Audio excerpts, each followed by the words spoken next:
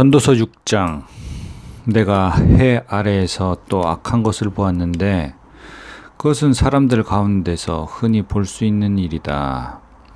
하나님께서 부와 재산과 명예를 주셔서 그 영혼이 원하는 것이 하나도 부족하지 않게 하시고 그것들을 그가 누리는 것이 아니라 다른 사람이 누리게 하시니 이것 또한 허무하고 통탄할 만한 재앙이다.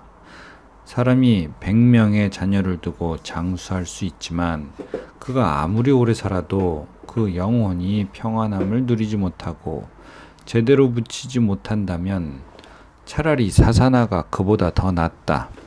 사사나는 허무하게 왔다가 어둠 속으로 사라지니 그 이름이 어둠으로 덮일 것이다.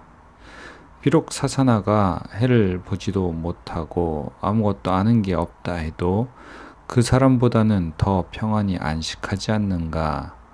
정녕 사람이 1000년에 2배를 살아도 그 평안함을 누리지 못한다면 말이다. 모두가 같은 곳으로 가는 것이 아닌가? 사람이 열심히 일하는 것은 입을 위한 것이지만 그 식욕은 결코 줄어드는 법이 없다. 지혜로운 사람이 어리석은 사람보다 무엇을 더 가졌겠는가? 가난한 사람이 살아있는 사람들 앞에서 어떻게 행동해야 할지 안다고 해서 얻을 것이 무엇이겠는가? 눈으로 보는 것이 욕망으로 행하는 것보다 낫다. 그러나 이것 또한 허무하고 뜬구름 잡는 일이다. 이미 존재하고 있는 무엇이든지 이름이 있다. 사람이 무엇인지도 알려져 있다. 그렇다고 사람이 자기보다 강한 사람과 다툴 수 있겠는가?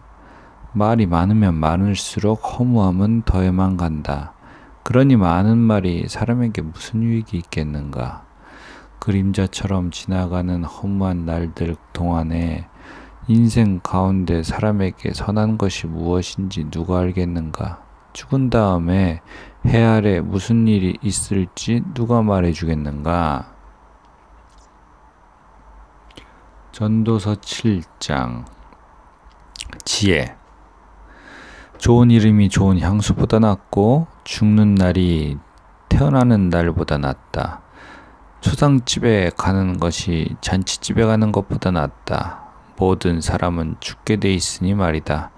살아있는 사람은 이것을 명심해야 한다. 슬픔이 웃음보다 나은 것은 슬픈 어린 얼굴이 그의 마음을 사로잡기 때문이다. 지혜로운 사람의 마음은 초상집에 있지만 어리석은 사람의 마음은 잔치집에 있다. 지혜로운 사람의 꾸지람을 듣는 것이 어리석은 사람의 노래를 듣는 것보다 낫다. 어리석은 사람의 웃음은 솔 밑에서 가시나무 타는 소리 같으니 이것 또한 허무하다. 억압하는 것은 지혜로운 사람을 미치게 만들고 뇌물은 마음을 부패시킨다. 이 일의 끝이 시작보다 낫고 인내하는 마음이 교만한 마음보다 낫다. 너는 조급하게 분노하지 마라. 분노는 어리석은 사람의 가슴에 머무는 것이다. 어떻게 옛날이 지금보다 나은가? 라고 하지 마라. 그런 질문은 지혜롭지 못하다. 지혜는 유산처럼 좋은 것이다. 해를 보는 사람이라면 지혜의 덕을 보지 않는 사람이 없다. 돈이 방패막이가 되듯 지혜도 방패막이가 된다. 그러나 지혜를 깨우쳐 아는 지식이 더 뛰어난 이유는 지혜가 그것을 가진 사람에게 생명을 주기 때문이다. 하나님께서 하시는 일을 생각해보라. 하나님께서 구부리신 것을 누가 펼 수 있겠는가? 잘 되어갈 때는 기뻐하고 고난의 때에는 생각하여라. 이 두 가지 다 하나님께서 만드신 것이다. 이는 사람으로 하여금 그의 미래에 대해 헤아려 알지 못하게 하시려는 것이다. 나는 내 허무한 삶 가운데 이 두 가지를 보았다. 다 보았다. 의인들이 자신의 의로움 가운데 망해가는 것과 악인들이 자신의 악함 가운데 장수하는 것 말이다. 그러니 지나치게 의롭게 살려고 하지 말며 지나치게 지혜롭게도 살려고 하지 마라. 무엇 때문에 멸망을 자초하겠는가? 또 지나치게 악하게 살지도 말고 그렇다고 어리석게 살지도 마라. 무엇 때문에 때가 되기 전에 죽으려고 하는가? 하나를 붙잡되 다른 하나도 놓지 않는 게 좋다. 하나님을 경외하는 사람은 양극단을 피해야 한다. 지혜는 성 안에 있는 10명의 용사들보다 지혜로운 한 사람을 더 강하게 한다. 선한 일만 하고 절대로 죄짓지 않는 이는 세상에 없다. 사람들이 하는 모든 말에 신경 쓰지 마라.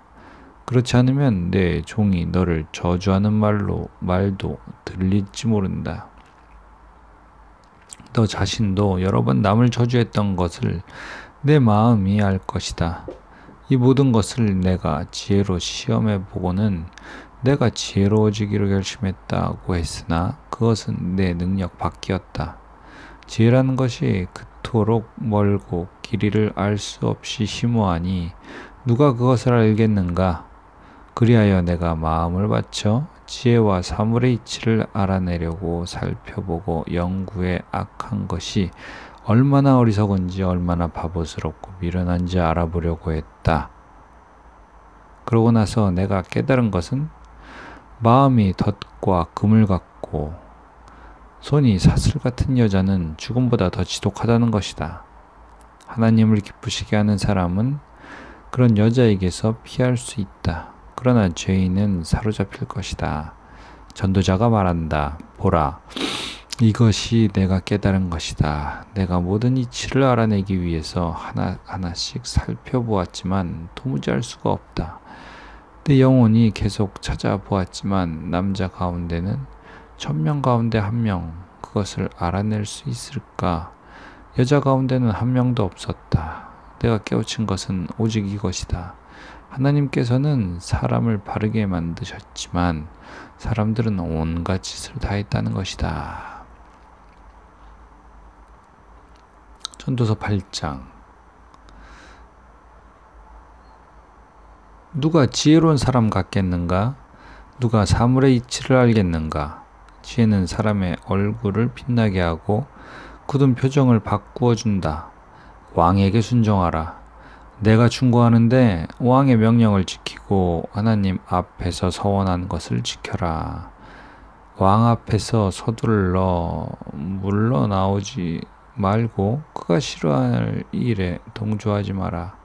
악한 일에 끼어들지 마라.